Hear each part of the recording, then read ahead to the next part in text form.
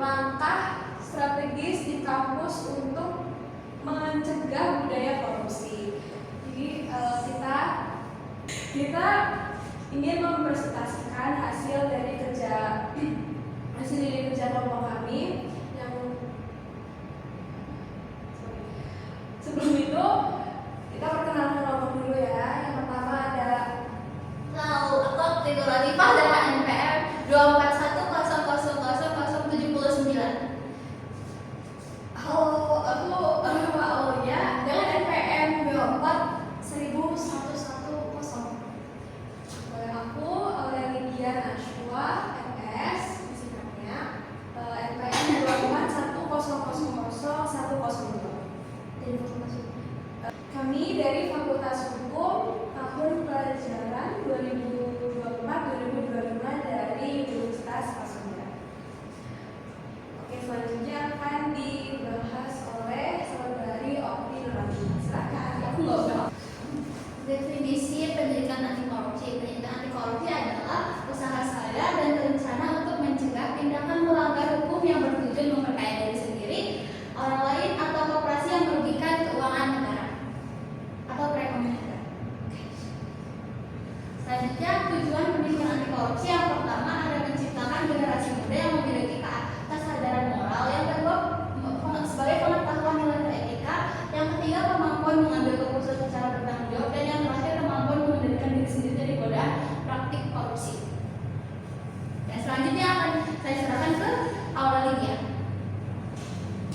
Oke, jadi selanjutnya ada tantangan di kampus.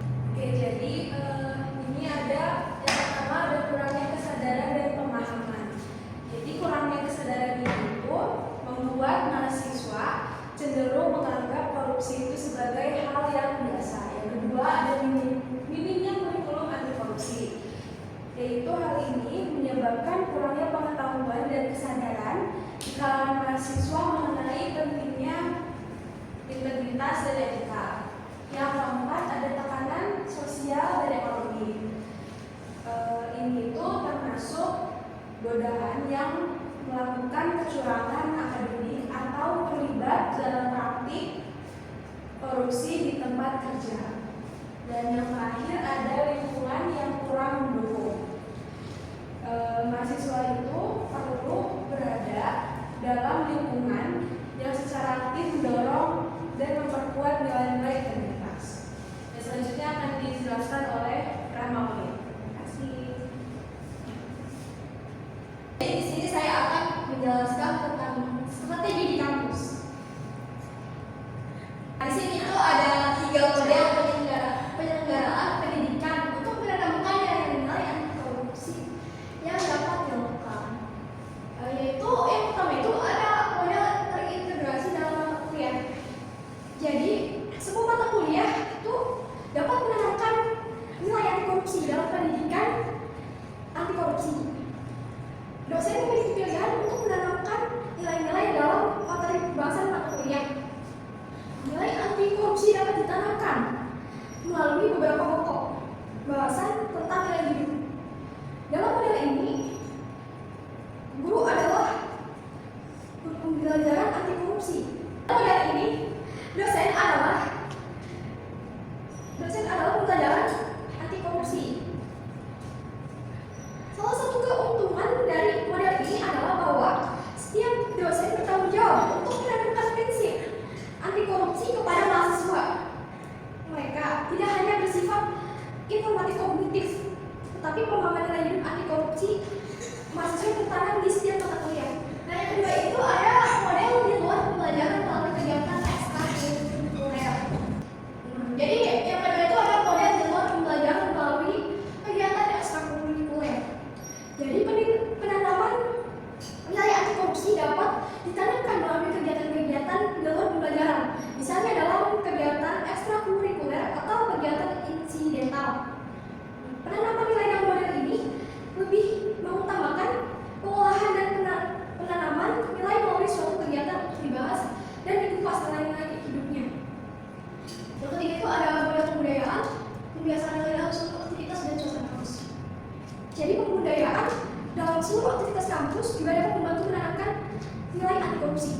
Pembiasaan akan muncul dari kebudayaan.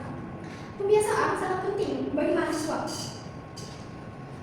Nilai dalam seluruh aktivitas dan sosial kampus.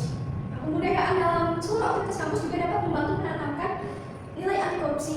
Pembiasaan akan muncul dari kebudayaan. Untuk menemukan budaya anti korupsi ada perlunya pembiasaan dan budaya.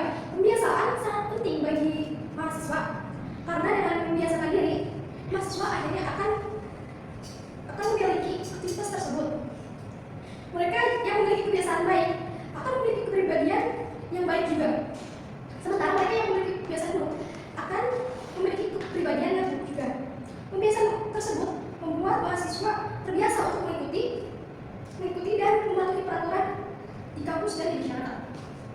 Jadi setelah mendapatkan pendidikan yang baik di kampus, pembiasaan ini juga terbawa ke kehidupan sehari-hari mereka di rumah dan sampai mereka dewasa.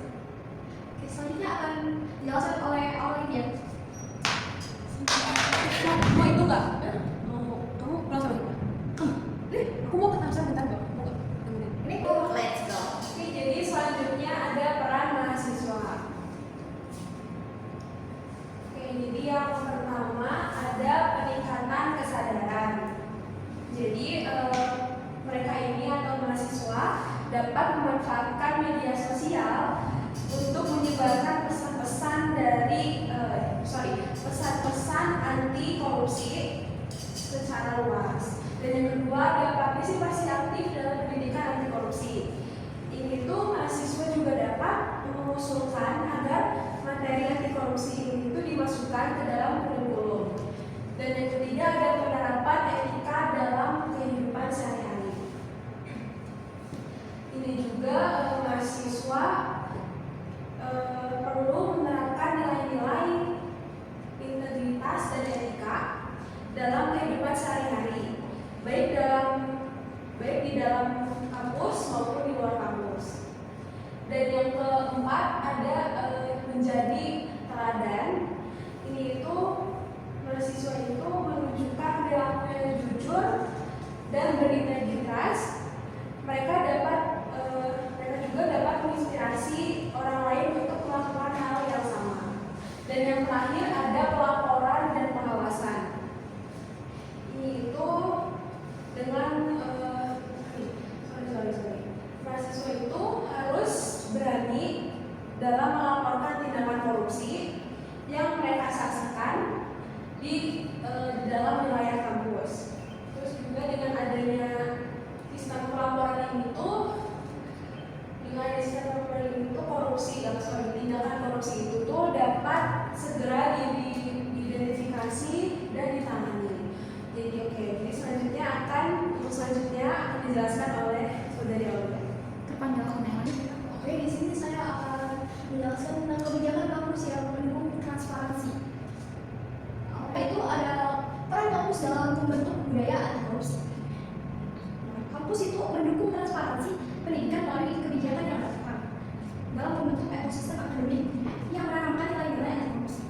Yang kedua itu ada dukungan dari pemerintah. Jadi dalam dukungan dari pemerintah itu ada instruksi Presiden nomor 17 tahun 2011 yang di dalamnya berisi mendorong pendidikan anti korupsi di perguruan tinggi, pelatihan bagi dosen untuk mendukung penerapan nilai integritas dan pengintegrasian materi anti korupsi dalam kurikulum pendidikan. Nah, yang ketiga itu ada pentingnya pemahaman nilai integritas. Jadi di dalam pentingnya penerapan nilai integritas itu ada survei oleh KPK, di mana nilai integritas itu membantu menciptakan lingkungan pendidikan yang bebas korupsi. Terus selain ada survei oleh KPK, ada juga program kampus, yang dimana program kampus itu berisi yang pertama itu ada penyuluhan untuk meningkatkan pemahaman tentang pentingnya integritas. Yang kedua itu ada pelatihan aktivitas akademika agar sadar akan budaya anti korupsi. Nah, yang ketiga, yang keempat itu ada peran mahasiswa dalam budaya anti korupsi. Jadi di dalam peran mahasiswa dalam budaya anti korupsi itu terdapat dua bagian. Yang pertama itu sebagai pengawas. Jadi sebagai pengawas itu mengawasi penerapan transparansi dan akuntabilitas dari lingkungan kampus. Yang kedua itu ada sebagai sebagai pendidik itu memperkuat nilai-nilai integritas melalui kegiatan sosial dan studi. Terus yang terakhir itu adalah kampus sebagai teladan integritas. Jadi kampus menjadi salah satu contoh dalam mendorong untuk budaya kerja yang mengedepankan etika dan kejujuran, dan juga lingkungan akademik yang bersih dari praktik korupsi. Selanjutnya akan dilanjutkan oleh saudari Nea. Yeay, ayo Rel. Oke guys, jadi pendidikan kesimpulan dari diskusi kami adalah pendidikan anti korupsi di kampus bertujuan untuk membentuk generasi berintegritas dan melalui kurikulum kegiatan edukatif dan peran aktif mahasiswa. Dengan dukungan kebijakan kampus yang transparan, upaya ini dapat menciptakan lingkungan pendidikan yang bersih dan mendorong terbentuknya masyarakat terbebas dari budaya korupsi. Terima kasih. Terima kasih. Terima kasih sekian dari kami. Kurang lebih berapa? Apa? Ayo, satu. Sekian dari kami. Kasih tau orang sekian dari kami. Aku aja gantian. Satu, dua. Sekian dari kelompok kami. Mohon maaf bila ada kesalahan kata. Saya Oktina Latifah. Saya Maulia. Saya Aurelia. Mohon pamit